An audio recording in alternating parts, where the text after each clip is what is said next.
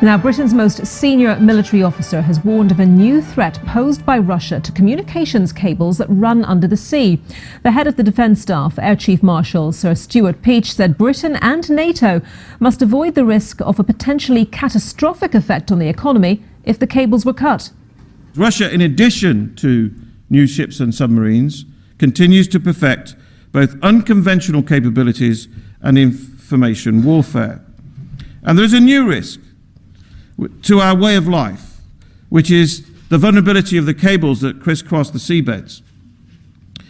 Can you imagine a scenario where those cables are cut or disrupted, which would immediately and potentially catastrophically affect both our economy and other ways of living if they were disrupted? Therefore, we must continue to develop our maritime forces with our allies, with whom we're working very closely, to match and understand Russian fleet modernization. And with me now is Professor Trevor Taylor, Research Fellow at the Royal United Services Institute. Thank you very much for joining us today to talk about this very interesting story. How significant, first of all, is this threat from Russia to underwater cables? Well, these cables, there are hundreds of them laid around the world, and obviously they're not especially protected, certainly against malicious attack. They tend to be protected against anchors. So there you have it. As of 2017, from the UK Minister of Defence, or the Chief of Defence, saying that, yes, you heard it right, the internet cables that the world relies on for communication, for international communication, are protected against boat anchors. And here we're looking at a threat from Russia, as we saw with Nord Stream 2, to potentially blow up or to sabotage those cables. And they're, as of today, protected against boat anchors. So a big concern this week when it was reported that Russia's spy ships, so-called spy ships, have been mapping out these undersea internet cables and the power cables that connect the offshore wind farms and so on, to prepare for a potential attack against the West. This was a joint investigation by the Nordic public broadcast team, who were investigating Russian spy ships with a particular focus on the Admiral Vladimirsky, shown here. This is one of these ghost ships. It had turned off its electronic identification equipment. And although the Russians have said that it's on scientific research program, if you look at it, it's covered in an array of aerials and radars, all of which indicate a very different purpose for it. Now, the Nordic program said that this was spying in the seas around the UK. Well, this is not new. For somebody like myself who served in the military for many decades, the Russians and the Soviets before them always used to have ships around the UK listening and watching. The only difference is they used to call them trawlers, and even though there was no evidence of nets or fish, that was their excuse for operating. But of course, with increased tensions following the Russian invasion of Ukraine, inevitably there's a worry about more sinister intent. But what does this thing actually do? What it does is listen away. It's the eyes and the ears of the Russians. It's looking at things like typhoons when they operate up in the north of the country, operating our quick reaction alert. They're watching our tactics. They're watching any shortfalls or any critical vulnerabilities. But the ship can also go around to the west coast, look into the Clyde, watch how our submarines are operating, and it can also go down to the south coast, down to Portsmouth, and watch the Queen Elizabeth class operating there. And increasingly, it's looking below the ocean to actually see the critical national infrastructure. What's particularly interesting that this revealed was last year, Norway revealed that one of its undersea data pipelines had been severed. They're not quite sure what caused it, but it could have been an act of sabotage. And and also the Danish Defence Force took 112 pictures of Russian ships. If you remember the Nord Stream pipeline blown in on the 26th of September last year, and these Russian ships, some of them had cranes, some of them had submersibles, all of which, it doesn't prove anything, but it certainly points the finger of guilt. The key issue here, though, is since my day in the military, is a massive increase in subsurface critical national infrastructure. In the North Sea, it's fairly shallow. It's pretty easy to track that stuff, but there's also an element of redundancy there. But if you look west, across the North Atlantic, some of the data pipelines there, they're very deep, hard to track. but they are critical vulnerability. And also, as the Europe has weaned off its dependency on Russian oil, we're now very heavily dependent on Norwegian oil and gas, all of which is provided by undersea pipelines. It just shows the critical vulnerability that we have to these sorts of capabilities.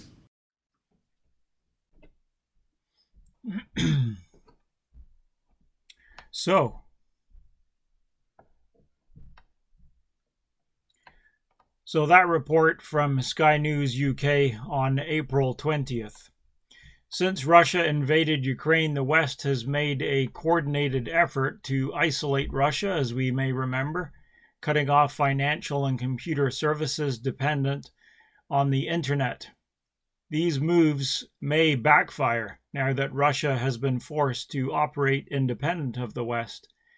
An attack by Russia on offshore infrastructure such as internet cables, as we have heard, would cause catastrophic economic damage to the West, but significantly less to an increasingly isolated Russia. Putin seems to be preparing options for retaliation that may have seemed unthinkable during more peaceful times. Also on the 20th of April, the UK's Daily Telegraph warned that Vladimir Putin is preparing to attack the UK. Quote, "For a long time it was only speculation. Now we know for certain. Russian spy ships are mapping wind farms and key cables off the British coast. There can be only one reason for this: to learn how to sabotage UK and European critical infrastructure in the event of a full-scale war with the West."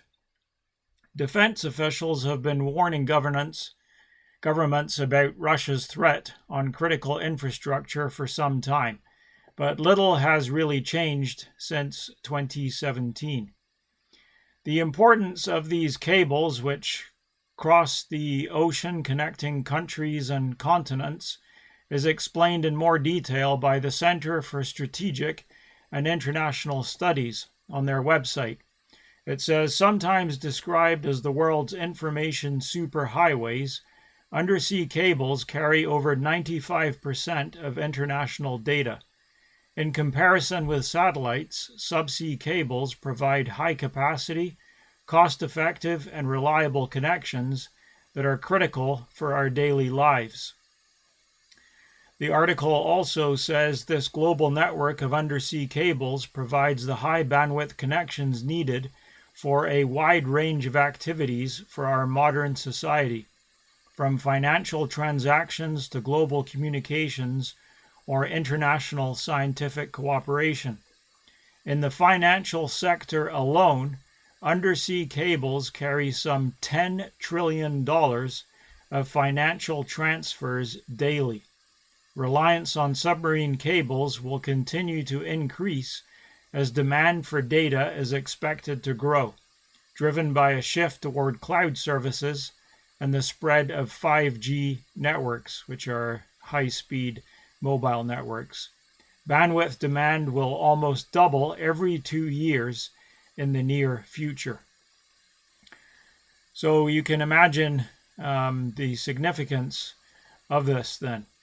The sabotage that we mentioned last year of the Nord Stream pipelines, according to the American Enterprise Institute, caused natural gas to leak into the sea and atmosphere and highlights the threat posed by undersea attacks on critical infrastructure. In addition to natural gas pipelines, the submerged internet cables that keep the world connected could be an appetizing target for rogue actors. Further complicating the threat is the fact that the majority of these cables are owned and operated by private companies who are answerable to shareholders and not governments. So they're limited on what they can really do. In March of last year, France 24 reported under the headline, "Threat Looms of Russian Attack on Undersea Cables to Shut Down West's Internet,"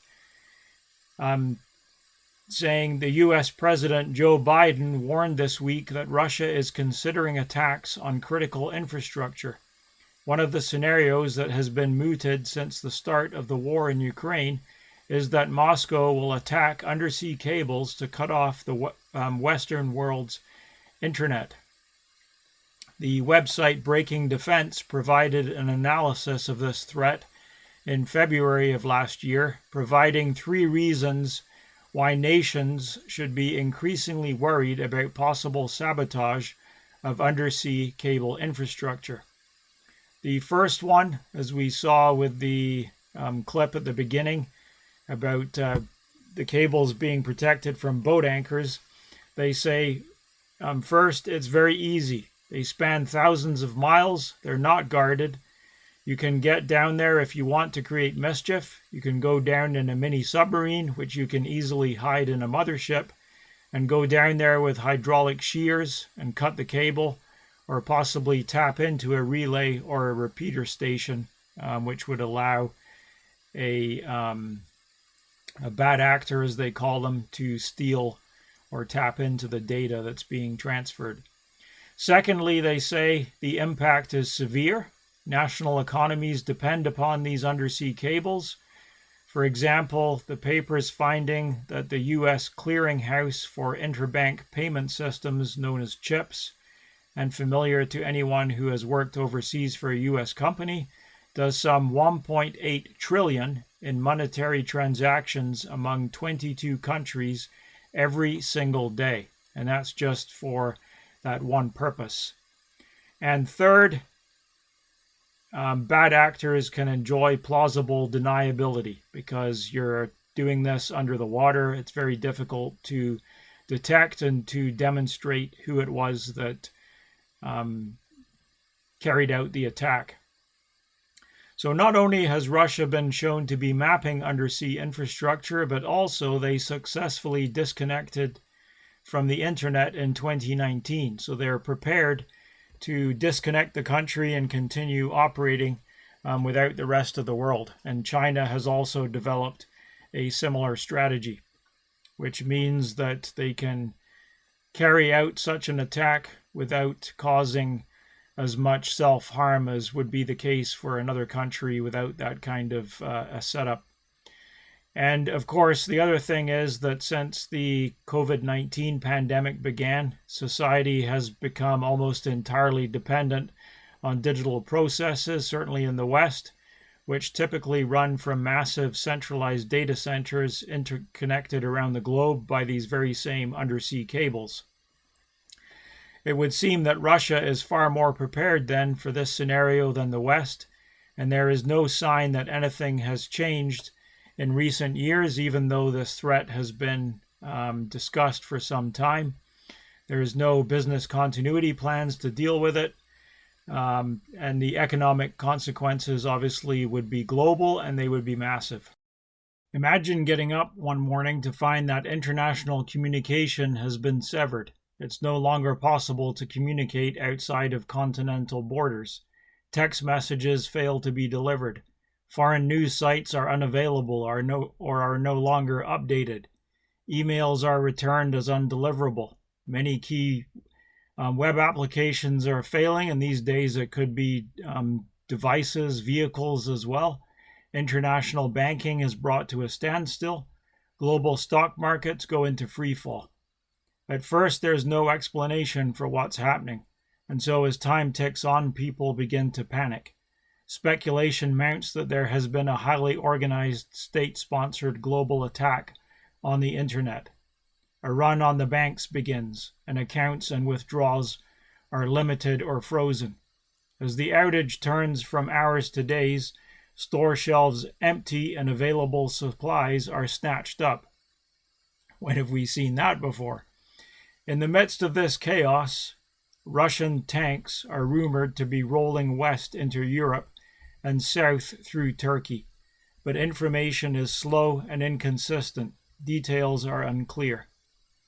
Before Russia invaded Ukraine, this hypothetical picture may have seemed far-fetched. Today, it is chillingly plausible. The one thing that the pandemic that we've lived through has taught us is just how vulnerable society is, and that such an event as a global internet outage can suddenly and dramatically change life as we know it. Those of us who lived through a days-long outage, such as the massive power outage in eastern Canada and the US in 2003, understand what this kind of event can be like. What would it be like if such an event was combined with a massive Russian attack? If the experts are right, it could take weeks to repair cables following such an attack, and recovery efforts would be subject to sea weather conditions. It's very difficult to repair these cables, which can be a long distance under the sea surface. Speaking of Rosh, or Russia, Bible prophecy leads us to expect such an event culminating in the invasion of Israel. Reading from Ezekiel chapter 38, verses 7 to 9, we read, "Prepare yourself and be ready, you and all your companies that are gathered about you, and be a guard for them. In the latter years you will come into the land of those brought back from the sword and gathered from many people on the mountains of Israel, which had long been desolate. They were brought out of the nations," that is, the Jews, "and now all of them dwell safely. You will ascend Rosh, coming like a storm, covering the land like a cloud, you and all your troops and many peoples with you." Those events come at the time of a clash between what the Bible calls the king of the north, or Russia, and the king of the south, Britain, and her allies. This is a subject that has been covered before and is also well covered in prior issues of the Bible magazine. And this comes from the description that we have by the prophet Daniel in his 11th chapter, verses 40 and 45, where we read that at the time of the end shall the king of the south push at him, and the king of the north shall come against him like a whirlwind, with chariots and with horsemen and with many ships. And he shall enter into the countries and shall overflow and pass over. And he shall plant the tabernacles of his palace between the seas in the glorious holy mountain. Yet he shall come to his end, and none shall help him. And so here we see the picture of an aggressive Russia coming to attack the Middle East with a massive force, which is like a cloud to cover the land, and ultimately is in conflict with the West, and yet will come to its end with none coming to the aid of Russia. So this will be a dark day when once again the lights will go out all over Europe. And it may also be that the Creator will turn the elements of nature against the wickedness of the earth, including that which is pushed over the internet, as well as Russia and her great company at that time, when, as we've read, he shall come to his end and none shall help him. Wired, a technology magazine, has described a different threat to the global internet and its superhighways. And this was in an article under the headline, "A Bad Solar Storm Could Cause an Internet Apocalypse." The undersea cables that connect much of the world would be hit especially hard by a coronal mass ejection. This was in August of 2021. And the article states, "While severe solar storms are extremely rare, the stakes are perilously high. A prolonged global connectivity outage of that scale would impact nearly every industry and person on Earth. A moderate severity solar storm in 1989 knocked out Hydro-Quebec's grid and caused a 9-hour blackout in northeast Canada. But that too occurred before the rise of modern internet infrastructure." And so this is another scenario that could play out as described there by Wired magazine. And such an event would disrupt civilian and military infrastructure alike. So whatever happens, we see that the world is very vulnerable, like a house of cards ready to fall. When this time comes, when these things happen, it will bring down the pride of man, and people will have no place to turn but toward God. As we read in Psalm 146, "Do not put your trust in princes, nor in the Son of Man, in whom there is no help. Happy is he who has the God of Jacob for his help, whose hope is in the Lord his God, who made heaven and earth, the sea, and all that in them is." So, trusting in our God, we do not fear what the future holds, but now is the time to ensure that we are on the Lord's side. This has been Daniel Billington with you this week, looking at the news in light of Bible truth.